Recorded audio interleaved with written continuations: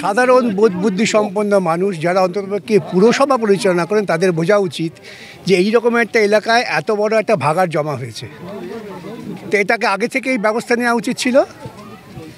ছেলে যখন বড় হয় বাপ্পাকে আগে থেকে বুঝতে হয় যে তাকে কিভাবে নিয়ন্ত্রণ করতে হবে। কিচ্ছু করেনি, কাটমানি খেয়ে প্রশাসন চালাচ্ছে এবং সেজন্য এখানে নির্বাচন করে, নির্বাচনের কোনো প্রতিনিধি নেই। গরিব মানুষগুলো কারো কাছে গিয়ে যে অভিযোগ জানাবে তারও কোনো রাস্তা নেই। এবং আজকে এই বিপর্যয়ের সম্পূর্ণ দায়ী হচ্ছে পুর প্রশাসনের দায়িত্বে যিনি আছেন এবং এই রাজ্য সরকার। আমরা কলকাতা পুরসভায় যখন ছিলাম তখন আমরা দেখিয়ে দিয়েছি কীভাবে জঞ্জালকে সম্পদে রূপান্তরিত করতে হয়। ধাবার তো ওজন এর থেকে কম না, অনেক বেশি ছিল, কিন্তু কোনো পরিকল্পনা করেনি। আর ওরা কথায় কথায় ভগবানের নাম স্মরণ করে যে বামফ্রন্ট, বামফ্রন্ট তো ওদের কাছে ভগবান, বিপদে বললেই বামফ্রন্টের স্মরণ করে। তাহলে বামফ্রন্ট চলে যাওয়ার পরে 12 বছর ধরে তোমরা কী করছো, নিদ্রা গিয়েছিলে?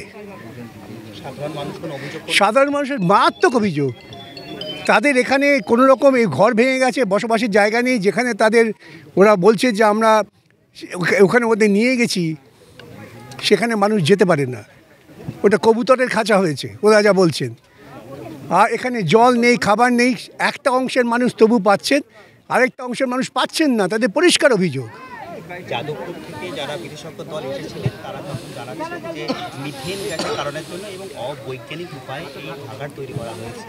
তো এইটা নিয়ে কী বলবেন? এটাই তো বলছি, আমরা যাদবপুর বিশ্ববিদ্যালয়ের পরামর্শক্রমে কলকাতায় আওয়াজ তুলেছিলাম ফ্রম ওয়েস্ট টু ওয়েলথ। এই যে এত জিনিস জমা হচ্ছে, নোংরা বলি আমরা, ভাগাড় মানে যেখানে মানুষের ব্যবহৃত বর্জ্য পদার্থ জমা হয়। এত পুরসভার প্রথম প্রাথমিক কাজ তো, এখানে এতজন নাগরিক আছে, তাদের থেকে নাগরিক পরিষেবার আমরা কর নিচ্ছি, তা বর্জ্য পদার্থ থাকবেই তো, তা সেটাকে কিভাবে নিয়ন্ত্রণ করতে হবে তার কোনো ব্যবস্থা নেই। আমার পরিকল্পনা, আমি প্রত্যেকের কাছে আবেদন করেছি, আসুন আমরা সকলে মিলে আন্দোলন করে পুরো প্রশাসনকে বাধ্য করি অবিলম্বে এই পুনর্বাসনের ব্যবস্থা, এবং যারা খাবার পাচ্ছেন না প্রত্যেক জায়গায় খাবার পৌঁছে দিতে হবে। বাচ্চা ছেলেমেয়েরা স্কুল আছে, তারা স্কুলে যেতে পারছে না, এর মারাত্মক অবস্থা। এখানে যে কোনো সব আবার ভেঙে পড়ে মানুষগুলো মারা যাবেন, এদের কোনো রকম হেলদোল নেই।